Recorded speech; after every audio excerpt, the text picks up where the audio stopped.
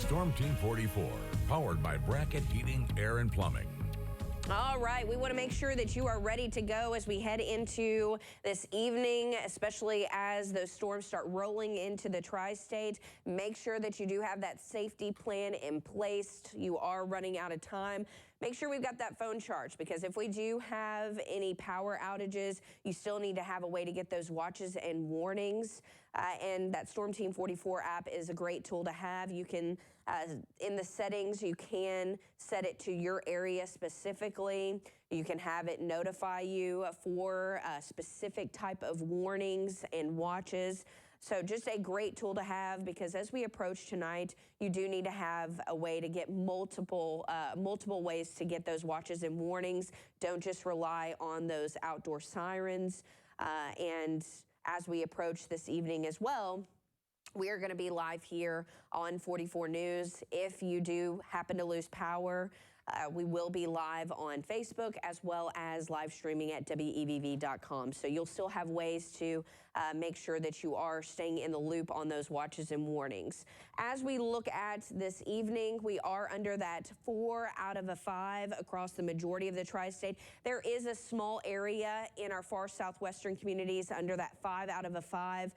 But overall, I do think we should plan for widespread severe storms. Some of them will be on the intense side. And the greatest threat that we are seeing with this system is likely going to be that tornado threat, as well as those damaging winds. So tornadoes, we are under that high risk, and you can even see that hatched area where we could see that potential of EF2 or higher. Hail, we are under the enhanced risk, still hatched, which means we could see 2-inch or greater in diameter. And then those winds, we are under that high risk and also hatched area, which means we could see those wind speeds of 60 to 65 miles per hour or greater. So this is a very serious storm system that's going to be rolling through, and we want to make sure that you are aware of the possibilities as it does roll through the tri-state.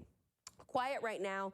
Very breezy. We do have clouds that are starting to move in, but that system is getting closer to us, especially that line. We're starting to see some of these storms out in front of that main line, and you can see those are on the severe side as well. That threat does hold for us too. We could see some of those individual cells develop out in front of that main line, and that is where the concern lies for those strong, long track tornadoes to develop. Now, if we don't see that, and we primarily have this line that is going to be rolling through, we're still going to be dealing with the potential of tornadoes, but they do not look to be on the higher side or as strong. You could see more of a spin up. A lot of wind energy as well as hail with the main line that is going to be rolling through. So let's time it out for you. As we approach 5 o'clock, you can see that line is starting to move in. We're not seeing any of those cells develop just yet, but hold on a second. As we approach 6, 7 o'clock, those individual cells could potentially pop up, especially as we get more moisture, more wind shear instability as that starts to build in. That does look to be favorable for this to form. If that is the case, that's where we could see some of those stronger tornadoes develop out in front of that main line. So here we are around 8 o'clock potentially. That line's going to continuously move to the east. As it does, we still have that potential of those individual cells. And then as we approach 9, 10 o'clock, that line is actually going to catch up with those individual cells. And then that's when we'll likely see the threat start to go down. Here we are around 11 o'clock. So we're looking around midnight. That's going to be the time where that severe threat does start to diminish. But we still have the rain to deal with. We've got on and off showers. We'll see some breaks as we head into your Thursday, but I do want to reiterate, this flooding threat is very serious. We're going to see some dry time, but as we do approach the next several days, we're going to see several rounds of rainfall. And that could amount up to 6 to 10 inches. Now, the good news is our amounts have actually gone down quite a bit, but I still think it is going to be a widespread flooding threat. We will see flooding in rivers, ponds, low-lying areas. So please take this seriously, especially as roads start to flood as well. Turn around, don't drown.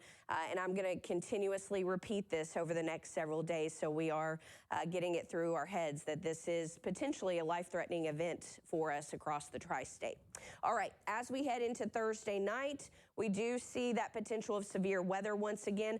It's not going to be as high of a risk as what we're dealing with tonight, but could see some potentially strong to severe storms as this line rolls through. I think that threat's going to be greater to the south, but what we need to keep our eyes on is the potential of flooding, because as we approach Thursday, Friday, Saturday, and Sunday, several rounds of rainfall just rolling through. Now, some of those could definitely produce some thunderstorms, but I do think this is going to be a serious event for us. As we look at those totals, though, you can see they have dropped off slightly as we approach Friday, Saturday, Sunday, just continuously build in. But yesterday when I showed you this map, we were looking at 13, 14 inches farther to the south. That's actually gone down. We're looking at more of that 6 to 10, but we'll continue to keep you up to date as we do get closer to time. 84 right now in Evansville, and we have tied that record that was set back in 2012. Southerly winds coming in at 25 miles per hour. I mean, just breezy out there. Dew points, 62 yesterday. We were in the upper 30s and lower 40s, so crazy how things can quickly change. 81 in Washington. We're at 82 in Harrisburg. Same thing for our friends in Henderson.